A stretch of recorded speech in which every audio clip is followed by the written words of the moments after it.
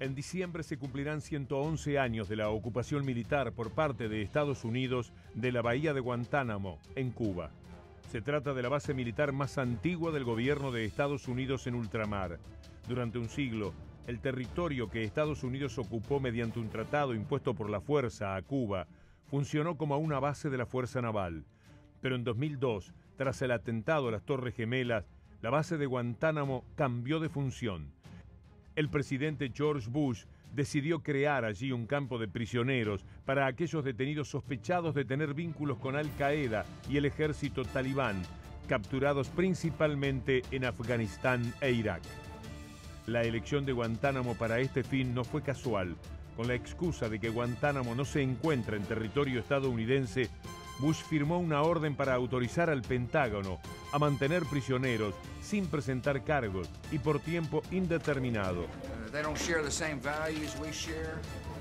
Es decir, violando los derechos de juicio previo que la Constitución de los Estados Unidos les habría otorgado de estar presos en territorio estadounidense. Se han multiplicado las denuncias y las evidencias de la aplicación de métodos de tortura contra los detenidos en Guantánamo. El presidente Barack Obama prometió cerrar ese campo de concentración durante su campaña en 2009. Sin embargo, Guantánamo continúa abierto y aún hay más de 150 hombres detenidos allí que llevan 14 años sin haber sido juzgados. La República Oriental del Uruguay, en un gesto humanitario sin precedentes, recibirá presos de Guantánamo en calidad de refugiados. El presidente José Pepe Mujica explica las razones. Vienen como refugiados y el Uruguay les da un lugar. Revuélvase si quiere traer la familia, todo lo demás. Así de sencillo. Hay 120 tipos que están presos hace 13 años. No vieron un juez, no vieron un fiscal, no vieron nada. Porque yo tuve un montón de años preso y estoy podrido de que se habla. Derechos humanos es eso. ¿Y se beneficia el Uruguay en todo eso? No se beneficia la humanidad. Hay banderas que hay que levantarla en la humanidad entera. Recibimos con mucho orgullo al canciller Luis Almagro. Esas últimas palabras parecen definirlo todo en el sentimiento de Uruguay frente a este tema de Guantánamo. Es definitivamente lo que nos ha movido a adoptar esta decisión. Una decisión que el presidente ponderó de una manera muy efectiva y muy ejecutiva, asumiendo la responsabilidad prácticamente en el momento que se la plantearon. Obviamente que Uruguay también tenía que hacer las gestiones correspondientes como para asegurar condiciones de seguridad y de conocimiento de las personas. Pero ahí hay una visión que el presidente ha trasladado, que todos los países deben asumir responsabilidades para ayudar a resolver situaciones humanitarias o apoyar a la gente en situaciones de conflictos armados. Y ahí tenemos un caso típico, ¿no? Dos cosas que Uruguay ha hecho en este tiempo. La primera, asumir esta responsabilidad respecto a Guantánamo. Gente que, si usted le aplica la constitución de nuestros países, de cualquiera acá en la vuelta, una persona no puede estar detenida sin pasar a juez más de 24 o 48 horas. Y sin acusación del fiscal no hay más nada que decir. Y lo tiene que dejar al otro día. Entonces, que lleven 10, 12 años en esta historia es un hecho, una violación de derechos humanos sin precedentes. Pero además que se suma esto a lo que ha determinado la Comisión Interamericana de Derechos Humanos o la propia alta comisionada, ¿no? O sea, esto es un caso típico de violación de derechos humanos. Bueno, no solamente somos vocales al respecto, no solamente denunciamos este tema, asumimos una responsabilidad global respecto a este tema y por eso la iniciativa del presidente Obama también de cerrar Guantánamo, creo que si podemos tirarle un cuarto palpial para que resuelva eso, sería bien para el resto. Pero hay algo que hace más fuertemente a la dignidad con la que Uruguay piensa recibir a estas personas que vengan de Guantánamo. Las condiciones que ustedes exigen para que lleguen los prisioneros a Uruguay son muy especiales. Sí, nosotros solamente podíamos aceptarlos con las condiciones que marca la legislación vigente, tanto el Estatuto del Refugiado como eventualmente otro instituto aplicable que sería el de asistencia humanitaria, migrante con en condiciones de asistencia humanitaria. O sea, serían los dos institutos que eventualmente serían aplicables a este caso, lo cual hace que muchas de las condiciones que se habían planteado en un principio no pudieran ser de recibo por parte de Uruguay. Y eso es la aplicación tajante de que un refugiado, verdaderamente una persona que goza de determinados derechos, determinada documentación, que está en condiciones de reinsertarse socialmente de determinadas formas y que obviamente no está sujeto a condiciones de seguridad, vigilancia o inteligencia que a veces se plantean para estos casos. Y mucho menos llegar a engrillado, por ejemplo. Pero eso es algo que también tenemos que trabajar en este momento, que se va acercando el momento en que vamos a recibirlos. O sea, hay que determinar las condiciones en las que llegan al país también y cómo llegan y la modalidad. Y eso tiene que ver con que no viajen como prisioneros, que no viajen encapuchados, que no viajen engrillados, que no se bajen de esa manera, que sean presentados al país como hombres libres. Notable es apreciar que también refugiados de Siria podrán venir al Uruguay, canciller. Sí. Creo que tenemos que asumir algo que en definitiva a veces el Uruguay ha soslayado un poco, ¿no? El Uruguay ha tratado de presentarse generalmente como un país racialmente homogéneo, descendientes de europeos y de los barcos. Y somos en realidad un país multiétnico, o sea, tenemos una afrodescendencia que bajó de los barcos también, tenemos personas de origen árabes que también obviamente han contribuido a agrandar la cultura de nuestro país. Europeos del Este y bueno, nos está faltando esa población indígena que ha enriquecido a otros países, culturalmente a otros países de América Latina. Sí, son 120 sirios, fundamentalmente familias en estado de vulnerabilidad, esto hace familias con muchos niños.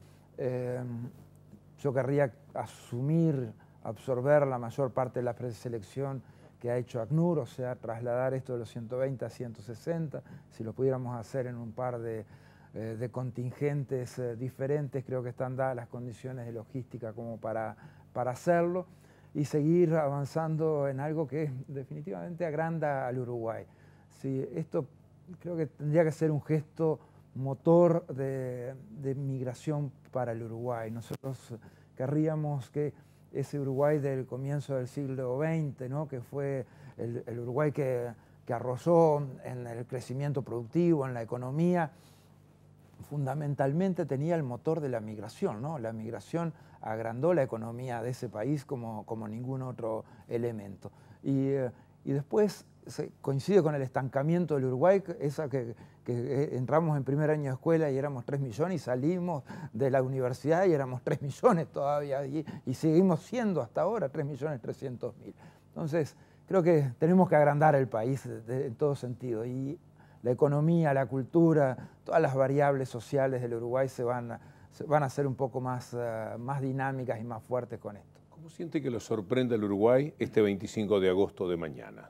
En los términos de independencia, de libertad, ese grito que nos viene desde 1825.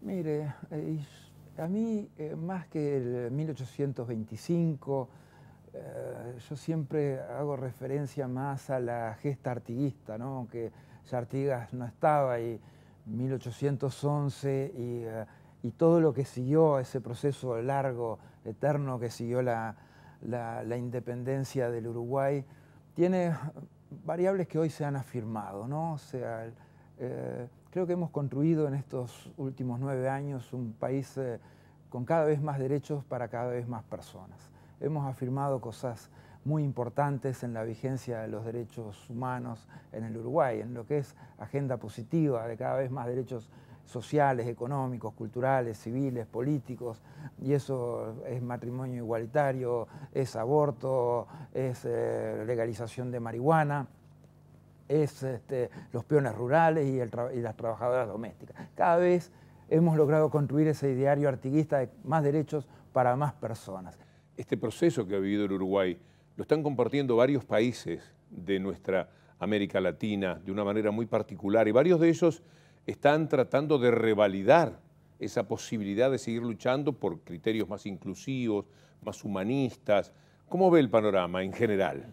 Si uno ve la dinámica de derechos, fundamentalmente económicos, sociales, culturales, lo que hablábamos, pero también estas variables de democracia, lo sensible que nos hemos puesto respecto a la democracia, cómo a la menor desviación todos los países de UNASUR actúan al unísono para condenar, para poner al infractor en su lugar, para construir a partir de eso un proceso democrático, para garantizar la estabilidad en la región, pero la estabilidad democrática, que es lo que trae también la estabilidad de paz y la estabilidad social, porque la estabilidad social se garantiza en cada vez más derechos.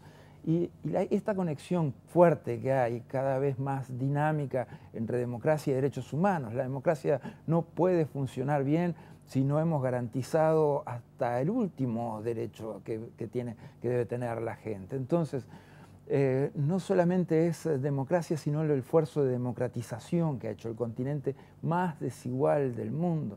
O sea que también eso se ve, o sea, las variables que llevaron a que fuéramos el continente más desigual del mundo todavía están ahí y resisten y pelean, ¿no? O sea, hay que ver que cada vez que tratamos de introducir un nuevo cambio social, cada vez que tratamos de generar mejores redistribución, tratar de implementar alguna reforma que lleve a acarrear, pero a veces son 50 millones de dólares, un poco más desde arriba hacia abajo, los líos que se arman en el sistema, las disfuncionalidades, los gritos que pega ese sistema, los chirridos que hace la maquinaria. Entonces, sí quedará mucho para hacer en nuestras propias conciencias de cambio, de seguir generando esos espacios que nos lleven algún día a distribuir, pero nada más que como lo hacen los países desarrollados, no estamos pidiendo ninguna cosa especial, o sea, distribuir por lo menos igual que el que distribuye peor en Europa, o algo así. Sí, faltará. Si hubiese tenido una persona tocando el cello, por ejemplo, hubiese sentido lo mismo, música para nuestros oídos, lo que acaba de decir, es formidable escuchar esta última respuesta suya. Nos halagó muchísimo tenerlo aquí y por usted... ¿Y yo puedo decir algo? Sí. O sea, usted me dio uno de los momentos más gratos de mi vida, una de las alegrías más intensas, porque yo estaba en Paysandú escuchando un partido de Nacional Olimpia del Paraguay, cuando la bajó Victorino de cabeza y de la peña, de volea. Casi... 1981, uy, qué recuerdo. Rompí todo en la cocina ese día, estaba escuchándolo en Paysandú. Es uno de los momentos intensos. A partir de ahí sabía que íbamos a ser campeones de América como fuimos después. Es un gran halago y muy lindo el recuerdo el que le acerca a este relator deportivo.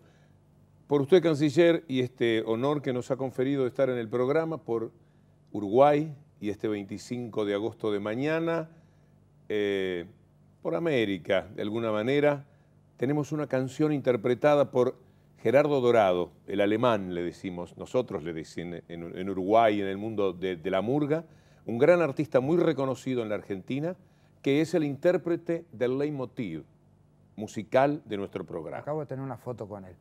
Así que, efectivamente, en instantes hacemos una rápida variante para tener esa despedida del programa. Muchas gracias. Un gusto, un placer. canciller. Muchas gracias. Un honor.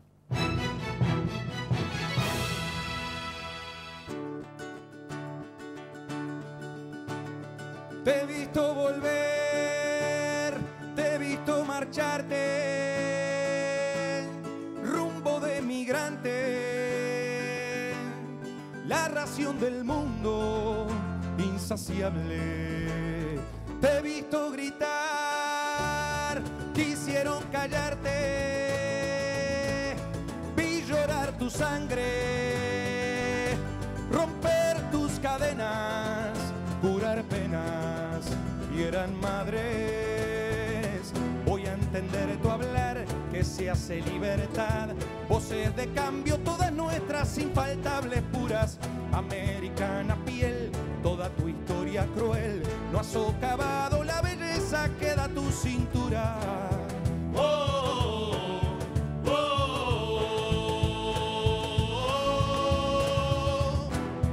oh, oh,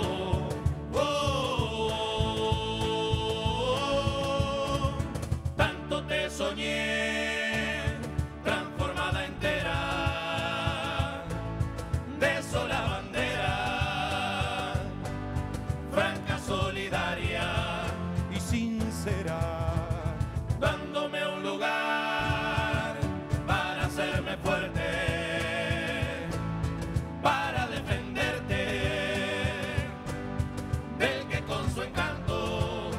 dice tanto, pero miente. ¿Cómo es la libertad si no es de cuestionar, de abrir los ojos, de mirarnos sin indiferencia, subir sin división del llano al alto sol, reconocerme en otras voces, generar conciencia?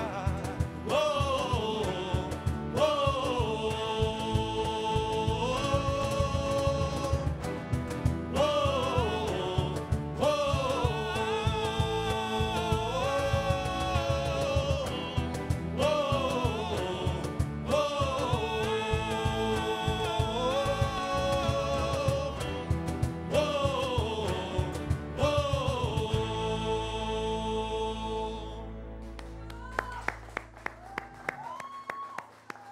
Bravísimo. Por fin puedo decirles, querido Gerardo Alemán, muchas gracias a todos por esta maravilla de composición que interpreta con música lo que queremos decir con nuestro programa. Bueno, nosotros te queremos agradecer en el nombre de toda la banda justamente la invitación para hacer esta canción, que cuando nos enteramos que la teníamos que hacer al instante nos pusimos a pensar justamente en la Latinoamérica unida y en todo lo que dice la canción. Te agradecemos profundamente y bueno, es eso. Muchísimas gracias a todos. En nombre de Telesur nosotros estamos muy agradecidos a todos, por cierto, a esta interpretación genial de un tema que nos representa, que habla de lo que con el programa queremos hacer. Una vez más, muchas gracias. Feliz Día de la Patria en nuestro Uruguay. Totalmente, feliz día para todos, pero también hay que pensar un poco en esa América de Artigas, de San Martín, de Bolívar, así que también un abrazo para toda Latinoamérica. Nosotros con todo respeto desde el Uruguay tratamos de representar un poco la música de todos, así que el agradecimiento para vos. Amigos, nos reencontramos la próxima semana, si Dios quiere. Hasta entonces, y muchas gracias.